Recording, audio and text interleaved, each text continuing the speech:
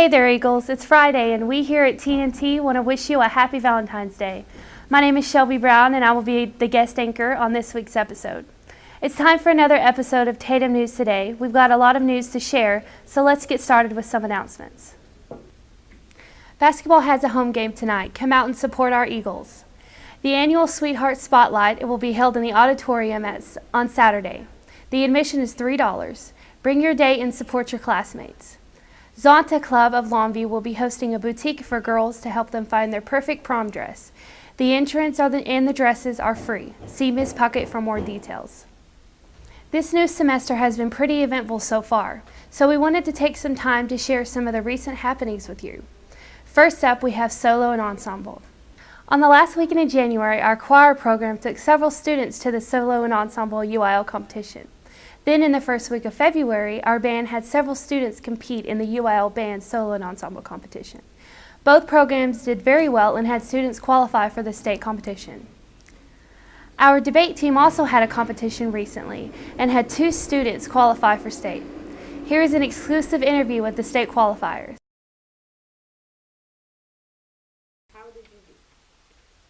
Kevin and I got second place. We won 4 of our 6 rounds. I believe that Nathan and I did really well, but then we also have room for improvement. We did great, but at the same time, there's issues with making sure that you adapt to the different judges' paradigms. Were you nervous? No. I was not nervous at all. I was pumped up and ready to debate. How did you prepare for this week? We spend time in class, we spend time after class, we spend hours writing cases, preparing, gathering countless negative evidence, perfecting our affirmative cases, and even writing critiques against the policy debate. Oh, Nathan did all the preparation. I just kind of showed up and had made sure that I tied my tie and I tied Nathan's tie. Congratulations to all the talented THS students that will be going to state competitions in the coming months. Seems like our Tatum students are pretty busy. Next up, we've got a special sports feature. Take it away, Kevin. So, Senor, what is your biggest goal for district? To qualify well, hopefully play second or third in district this year. Okay. What is your record in district? Right now, we're 5-1-1. That's good. That's good. So, do you plan on getting a state championship? It's going to be really hard. Once we get to regionals, we play all the schools from Dallas and Houston. They have all those only club players, and they're pretty good. It's not impossible. The kids have been working real hard, but it'll take a lot. I'm hoping that when the girls finish basketball, they'll come out and help us out a lot. Okay. So, some of the strengths on the soccer team. Right now with Madison Brewer as our midfielder, it's just incredible. Her shots and her ability to play the ball. Aline Vasquez and Vanessa Tirado up as forwards. I'm just helping and just put a lot of goals on. We've scored more goals this year than we did all last year so far. That's good. That's good. So, that's your Teneria, and that's what we have today. My name is Eileen Vasquez, and I play forward in soccer. I attack the ball to score. My name is Morgan Longwine, and I play front stopper, which is the top of the defense. It's good to see our athletes going out and bringing home some gold. Way to go, Eagles. Now it's time for everyone's favorite segment.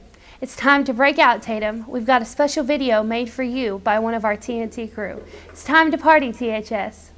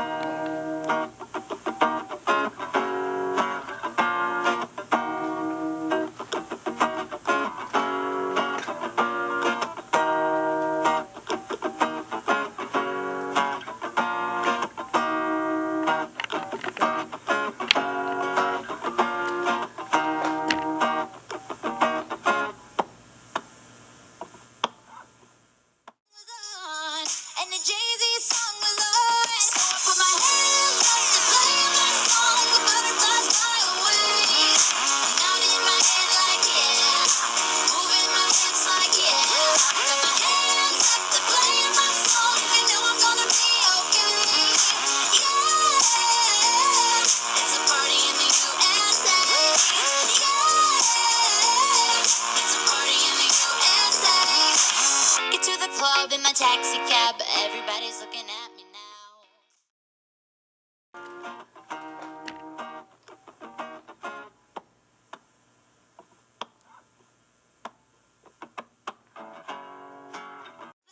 That's rockin' kicks. She gotta be from out of town. So hard with my girls not around me. It's definitely not enough.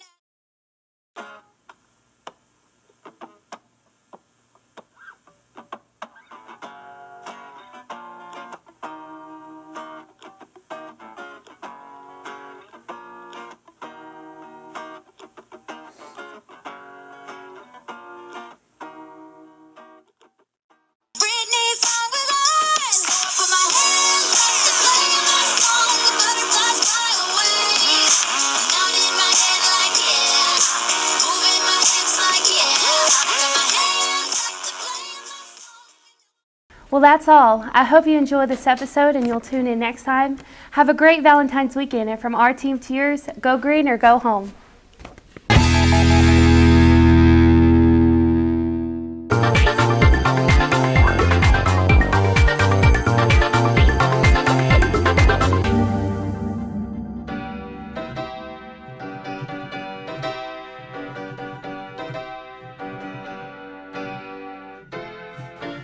The next topic we have to discuss is the Keystone XL pipeline.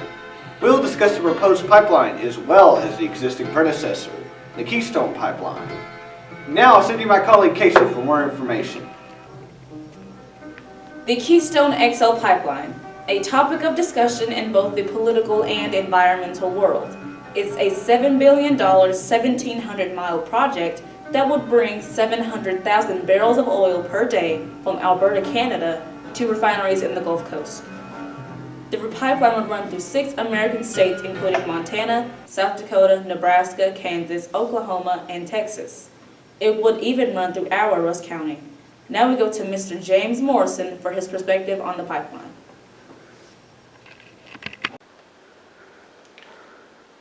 My name is James Morrison. I work in the energy industry. The short-term effects of the Keystone pipeline will employ several thousand people in the building the pipeline and laying the infrastructure. Then you'll also have a huge investment in the compressor station.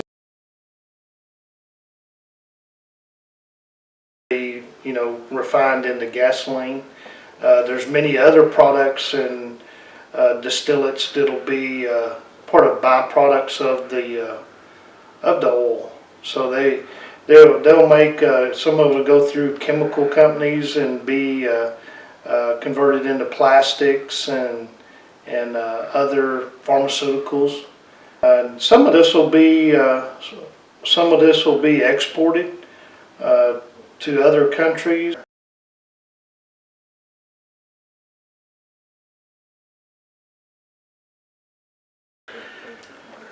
Really, this will not directly affect the Texas oil industry.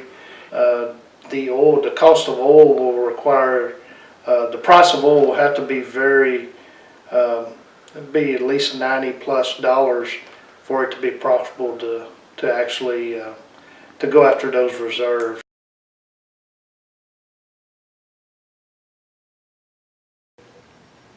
Now then, not everyone is on board with Keystone Pipeline. The biggest opposition to the pipeline is the organization Friends of the Earth, an environmentalist group that has had a bone to pick with other oil companies before. They have legitimate concerns about the effect of the pipeline on the environment, as well as the rest of the earth. They claim the oil sands oil is dirtier than the rest of the oil on the earth. As well as concerns for pollution, they claim that only temporary and few jobs will be created, which is a true claim. Now to represent the pro side of the pipeline is Alex Courbet from TransCanada. The Department of State looked at this issue of is oil sands oil different from other oil exhaustively. Federal U.S. pipeline regulator PHMSA actually engaged the U.S. Academy of Science, and their firm conclusion at the end of that was they saw absolutely no material difference. Our opponents would have you believe that building pipelines increases greenhouse gases from oil, but let's think about this practically. What produces greenhouse gases from oil is the refining and the consumption of refined products. It's a consumption issue. If we don't build Keystone Pipeline, the world is not going to consume less oil. They're going to consume the same oil. It's probably going to come from the oil sands. It's going to be coming from increasing U.S. production of oil. But this is not a transportation issue. This is a consumption issue. TransCanada, the company hoping to build a pipeline, cannot go anywhere or make any progress under federal law without the State Department making all the decisions for them. The Obama administration announced in November that it would delay a decision on the pipeline until an alternative route in Nebraska was considered. Many Republicans, industry, and labor groups support the pipeline. Proponents agree that not only would it open the U.S. access to one of the largest oil reserves in the world and slash our dependence from overseas, but that it would create thousands of jobs in the U.S. during and after its construction.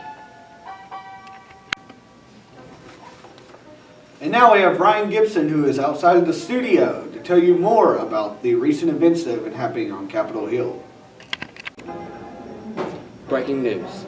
On January 9th, the House easily passed a bill to construct the Keystone Pipeline, after Nebraska's highest court tossed a lawsuit challenging the route. The vote won 258 to 153, with 28 Democrats joining the majority Republicans in a vote for the pipeline. However, Obama still threatens to veto the pipeline. This is a big deal because with the pipeline crossing U.S.-Canada borders, it needs the president's approval.